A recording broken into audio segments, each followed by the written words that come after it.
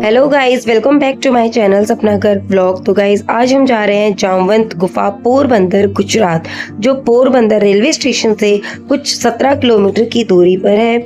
यहाँ पर आने के लिए आपको इजीली बस और टैक्सी सर्विस मिल जाएगी।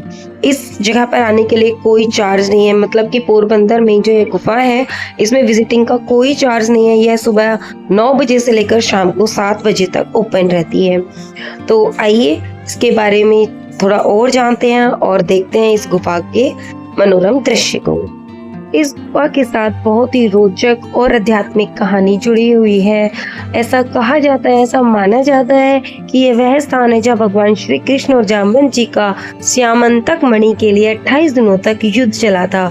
यह भी कहा जाता है सत्यजीत स्यामंतक नामक मणि का एक गौरवशाली स्वामी था, जिससे रहस्यमय शक्तियाँ उसके अंदर विराजमान थी। एक बार उसका भाई मणि पहनकर शिकार के लिए गया। दूसरी तरफ सत्यजीत ने भगवान श्री कृष्ण पर मणि को हासिल करने के लिए अपने भाई की हत्या का आरोप लगा दिया था। इसी आरोप को झूठा साबित करने के लिए और मणि को प्राप्त करके उसे लौटाने के लिए श्री कृष्ण उस मणि की खोज में निकल पड़े थे और आखिरकार जामवंत जी के पैरों के निशानों का पीछा करते करते वो उनको ढूंढ लेते हैं, जिनके बाद उनके साथ उनका 28 दिनों तक युद्ध चलता है। भगवान श्री कृष्ण और उनकी शक्तियों को पहचान कर जामवंत जी युद्ध से पीछे हट जाते हैं और मणि और अपनी बेटी को भगवान को दे देते हैं। जामवंत जी की गुफा में 50 से अधिक शिवलिंग हैं जो प्राकृतिक रूप से बने हैं। मुख्य शिवलिंग एक प्राकृतिक गुफा के अंदर है। गुफा की छत से लगातार पानी की बूंदें गिरती रहती हैं, जो एक दिलचस्प दृश्य को बनाती हैं। गुफा के अंदर एक सटीक स्थान भी है, मैं आपको आगे दिखाऊंगी, जहां पर श्री कृष्ण और जामवंती जी का विवाह हुआ था और उपहार में जामवंत जी ने उनको वह मणि दी थी। इसी गुफा में 2 सुरंगें भी हैं, जो एक गुफा द्वारिका की तरफ जाती है जो 100 किलोमीटर लंबी है, जबकि दूसरी गुफा जूनागढ़ की तरफ जाती है। तो मैं अपनी इस वीडियो में आपको सब कुछ अच्छे से दिखाने का बहुत प्रयास करूंगी, लेकिन आपसे आशा करती हूँ कि आप इस वीडियो को भरपूर प्यार देंगे। तो आइए चलते हैं। देखिए, ये है सीढ़ियों का संकरा रास्ता, जिसे बच्चों ने और हमने बड़ी मुश्किल से क्रॉस किया। उसके बाद हम आगे चले और मैं दिखाती हूँ आपको इस मनोरम गुफा की एक झलक, और उसके बाद एक एक करके आपको हर शिवलिंग के दर्शन कराऊंगी, उनके आध्यात्मिकता और उनके ऊपर गिरने वाले लगातार जल अभिषेक से आपको अवगत कराऊंगी। इस गुफा के अंदर 50 से भी अधिक नेचुरल शिवलिंग है। इस गुफा की खूबसूरती देखिए, पूरी गुफा एक अद्भुत सौंदर्य को लिए हुए है। ये शिवलिंग्स हैं, ये नेचुरल सुंदरता को लिए हुए हैं, नेचुरली बनी हुई हैं। इनको वो स्वयं शिवलिंग भी कहा जाता है, क्योंकि इस गुफा में लगातार हर शिवलिंग के ऊपर पानी टपकता है, जिसकी वजह से शिवलिंग फॉर्म हुए हैं। ऐसा माना जाता है कि जामवंत जी इन शिवलिंग की पूजा किया करते थे। इसका मतलब है कि आज से 4000 साल पहले पूजा अर्चना की थी, और इन शिवलिंग पर अभी तक नेचुरल जल अभिषेक होता है। मैं आपको अपनी वीडियो में आगे जूम करके दिखाऊंगी सभी शिवलिंग्स को, कि उनके ऊपर कैसे अभी तक जल अभिषेक होता है, कैसे अभी तक पानी की बूंदें लगातार, देखिए पानी की बूंदें लगातार शिवलिंग्स के ऊपर आती हैं और उनका अभिषेक करती हैं। ये गुफा की सुंदरता, मतलब आर्ट उस जमाने का जिसमें श्री कृष्ण और जामवंत जी दोनों एक साथ मिले थे। कहा जाता है कि जब जामवंत जी युद्ध करते करते थक गए थे, तो उन्होंने अपने आराध्य श्री राम का चिंतन किया, तो श्री कृष्ण ही श्री राम का रूप धारण करके उनकी मदद के लिए पहुंचे। ये देखिए, दाया शंख है, ये भी पानी से नेचुरली अब बना हुआ है। और अभी हम आगे बढ़ते हैं। ये देखिए शिवलिंग, हर शिवलिंग के ऊपर जल अभिषेक होता हुआ। और अभी मैं आपको दिखाऊंगी कुछ भूषण शिवलिंग तथा एक वो जगह है जहाँ से जामवंत जी अपना पानी वगैरह शायद यूज करते थे, उनका कुआं है, अभी उसमें थोड़ा पानी है, अभी भी उसमें थोड़ा पानी है। जी हाँ, लोग उसमें कुछ पैसे डालते हैं और विशेष मांगते हैं। तो आइए मैं लेके चलती हूँ आपको उस कुएं की तरफ। और ये देखिए, यही वो कुआं है जामवंत जी का, जो अभी तक उसी अवस्था में है।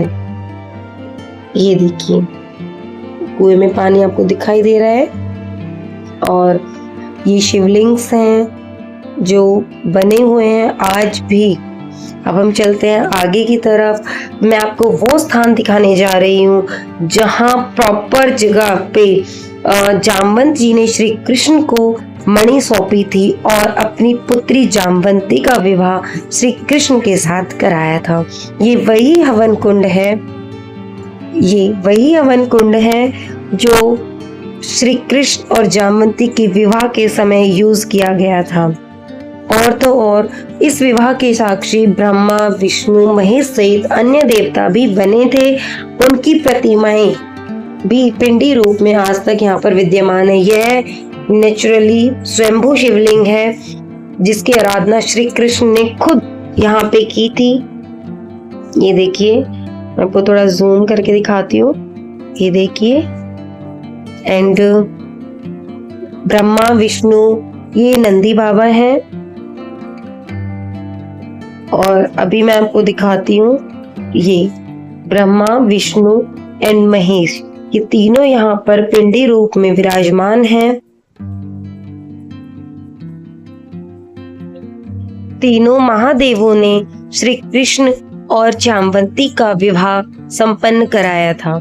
और यह वह पवित्र फोटो और स्थान है जहाँ पे श्री कृष्ण और जामवंती का विवाह होने के बाद जामवंती को जामवंत जी श्री कृष्ण को सौंप रहे हैं। यही वो जगह है और यह वही स्वयंभू शिवलिंग।